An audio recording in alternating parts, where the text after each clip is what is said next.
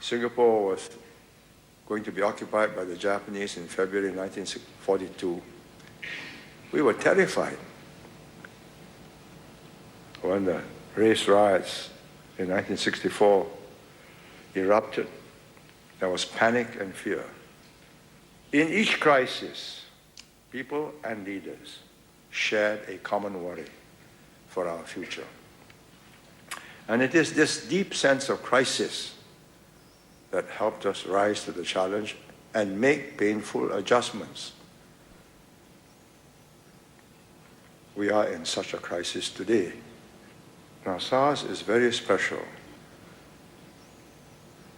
From mid-March to the end of May, we united as one people to protect the health and safety of everyone. Now, this is an experience that bonded us as one people, regardless of race, language, and religion. So I have renewed confidence that we have that unity, that cohesion, that strength to overcome our difficulties. There are already signs of an economic recovery. The U.S. economy is picking up and our exports to the U.S. will increase. If there are no upsets, we will make positive growth this year. How much? Well, I quote MTI figures, 0.5 to 2.5%. But I tend to believe, because of the hit we've taken March to June, it's nearer the lower end. Now, despite the global economic downturn, this is the crucial part. We in Singapore are drawing new investments and generating new jobs. Our problem are the workers who missed ITE because we didn't have ITE. We didn't have so many polys. We had 4 language streams, and they did not finish post-secondary, and many only completed primary 6. That's a big problem, and they're only 45 years old, some even in early 40s, and they got another 20 years of work ahead of them. That's a problem, because the new jobs coming in, as you can see, only 25% unskilled. And all the factory operators will now have to seriously consider going back to night classes or schools. But it's tough. I tell you it's tough because, you know, I did not work a computer. So after a while, I was out of the loop. I spent months repeating again and again how to use that computer. Finally, I'm in the loop. But it's tough, but it is doable. If you are determined to do it, if you are prepared to sweat it out, you can do it. And I started learning at about 10 years ago. So to the older workers, I say, I understand the problem.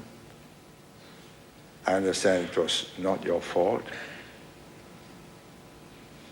I cannot say it was the government's fault because we did the best we could with the resources we had.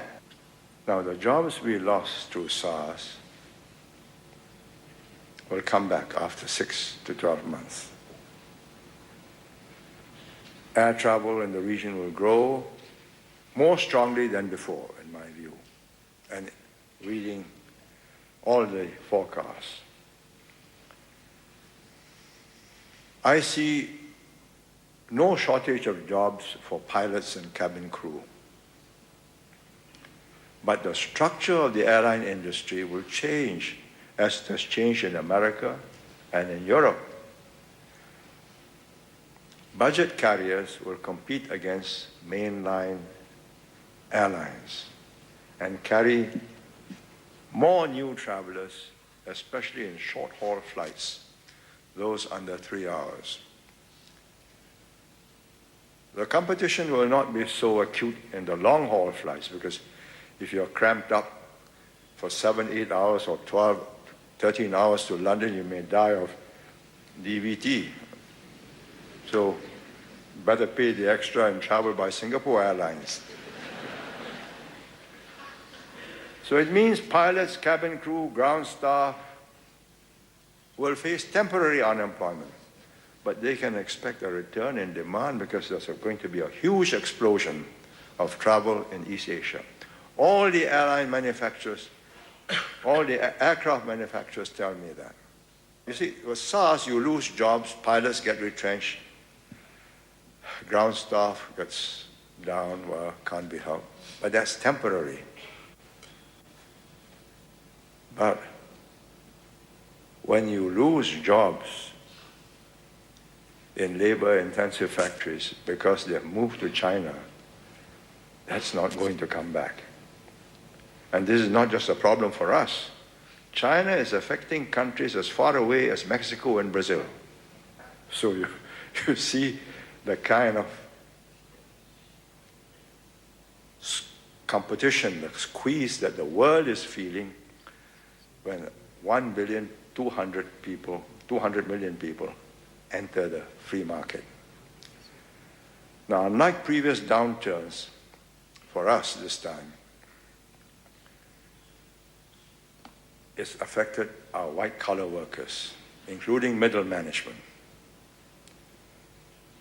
This is a structural change. I believe Singapore wages can remain moderately higher than those in these low-wage countries.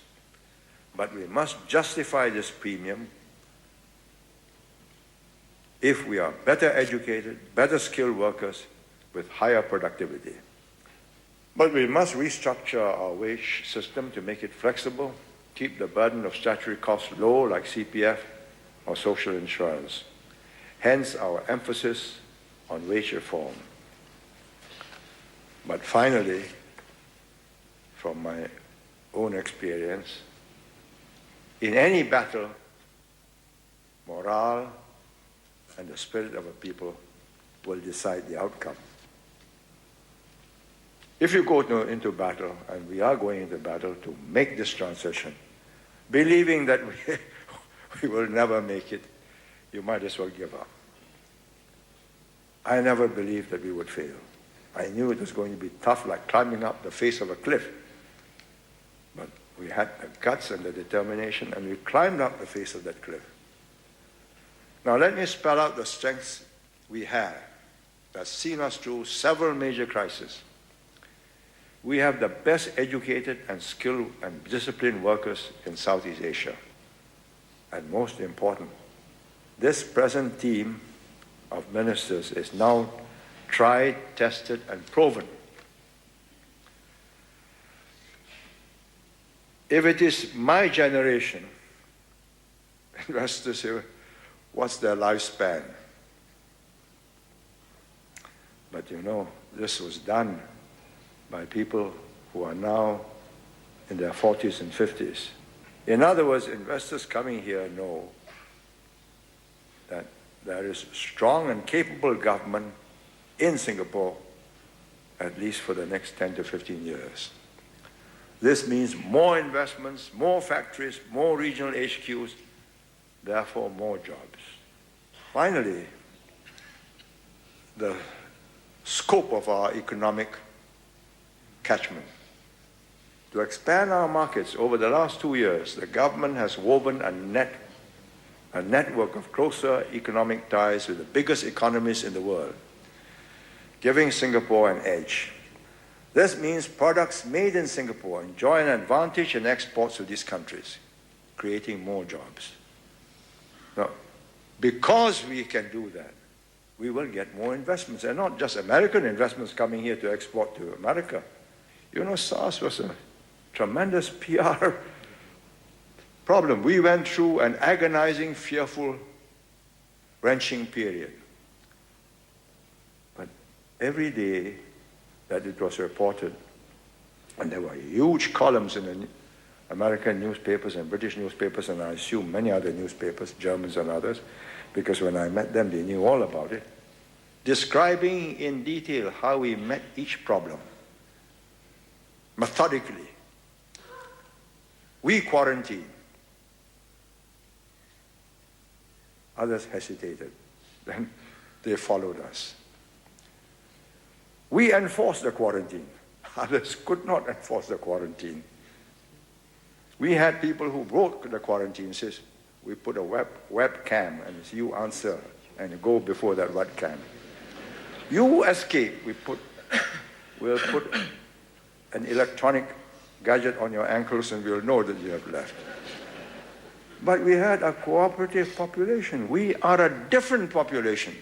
It is a population that knew its survival was at stake and cooperated with each other and with the government.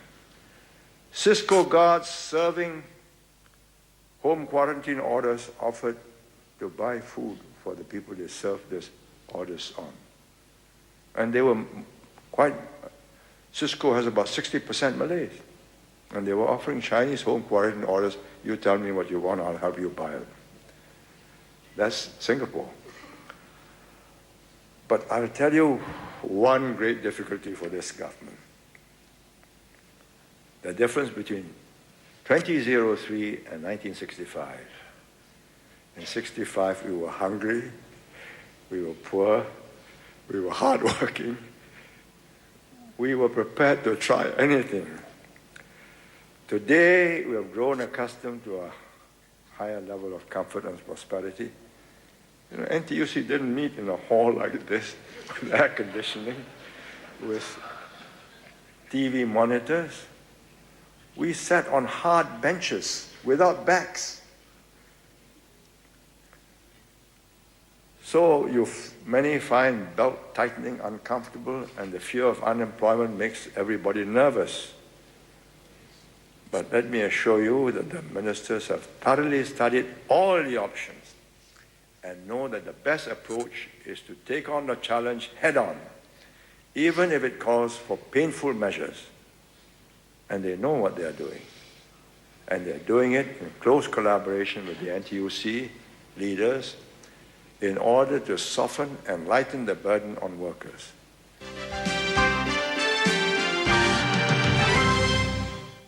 Sunday on We Mean Business. 7 young people from Hong Kong create a bustling business providing information on demand.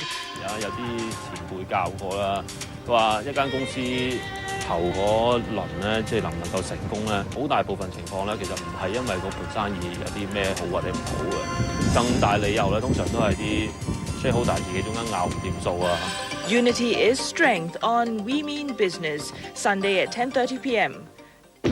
Calling everyone. Are you all ready to sow a patch of love for Singapore?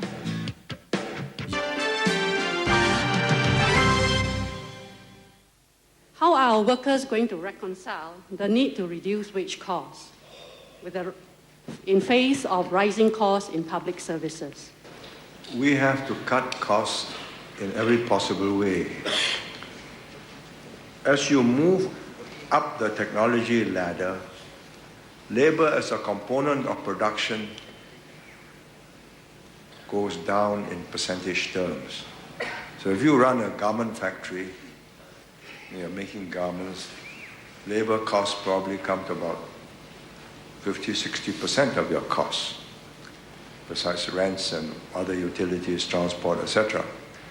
But if you run an IT company, your labor costs may be just 15-20%. Company tax, we are down to 20%, but personal income tax, we're still at 22%, but going down to 20%. The biggest problem is land, rents. We allowed, or we did not check the rise in land prices and property prices.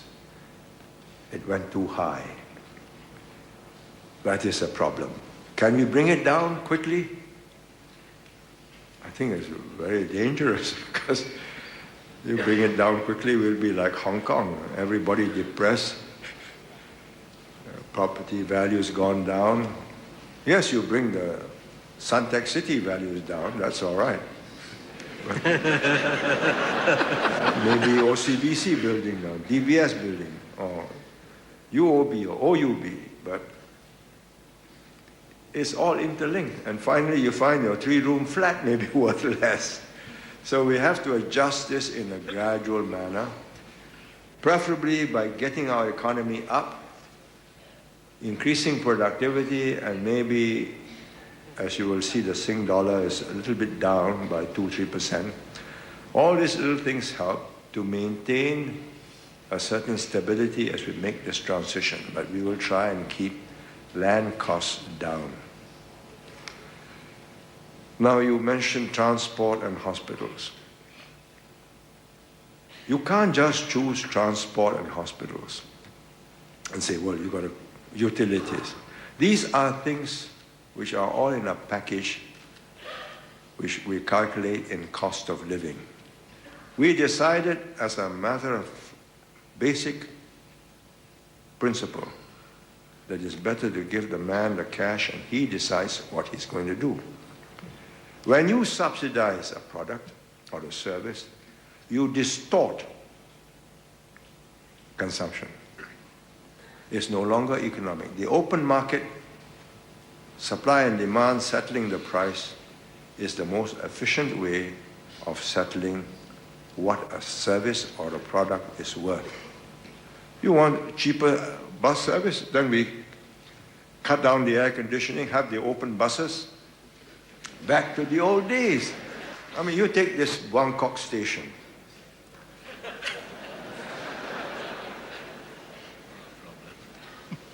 SBS Transit is going to lose money on that northeast line. They misjudged the user. They bid. They expected 250,000 users. Now it's only 150,000. Yes, it may make some bus changes, take away some services, rearrange them. Maybe it'll go up to 170, 180,000. But they bid in the expectation of 250,000 travelers. You want them to lower costs? All right, SBS lowers costs by edict from the government. Minister says, please lower costs. SBS folds up bankrupt. Who takes over? Health service? One of the biggest problems we face today is what to do to make sure that you have enough MediSave. Because every year, new discoveries, new medicines that will cure more diseases which are difficult to cure today. But they're going to cost a lot of money. And you're going to live longer. And you're going to take your money out at 55, and the money is blown, and you live till 70, 80, you turn up at the MPS session, see your MP. So we have to change all that. As the world changes, we have to change. There's nothing which is static. Instead of subsidizing goods and services, we say, here's your money, here's the shares we're going to give you when we privatize. You want to spend it, that's your lookout. And I'll tell you, we watch. Over 90% don't spend it, they keep it, which is very good, just like keeping your house. So when they get old, we say reverse mortgage. They are most unhappy because they want to own the house until they die. Well, not a bad ambition, but they've got something. Supposing they got nothing. Supposing we've just subsidized rents. Houses will be all homes in bad condition, not theirs. So what? And they don't have property. We have made Singapore an asset-owning, property-owning society. And you want to remain that way, you pay the cost of the product or the service you use. The red light district in Geylang area.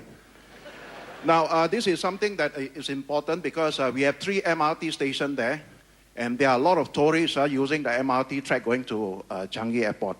Maybe we should relocate all this red light area into one of our neighboring islands. As for getting an island for a red light district, I don't think you can compete with Batam.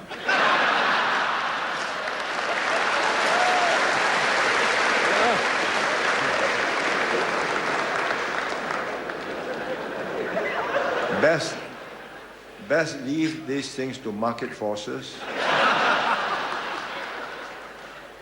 And the police will know how to get things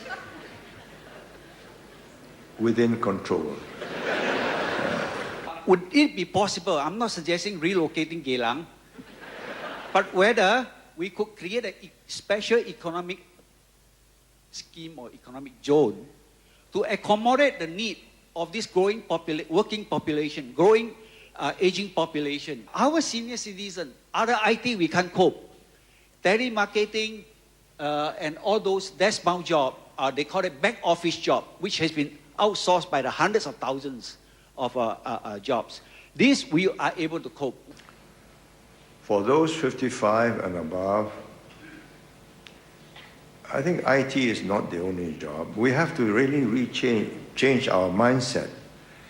If we can squeeze down the difference between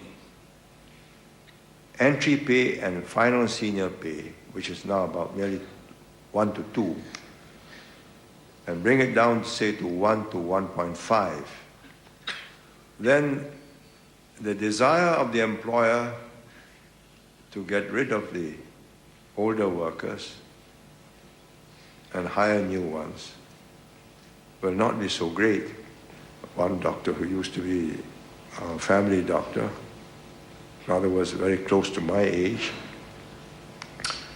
I think he works 3 or 4 times a week and still keeps his hand in.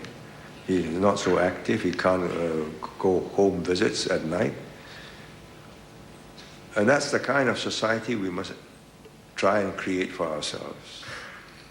We are not going to die at 60 as we used to. That's a problem for the government. It is a very serious problem for the Europeans because the population is shrinking, less young people to work to keep the economy going. They're getting immigrants from North Africa who are mostly different from them and different religions, Muslims and so on, so they're very unhappy, but they're in for very serious trouble. So let's adjust, try and make life as feasible for everybody as possible.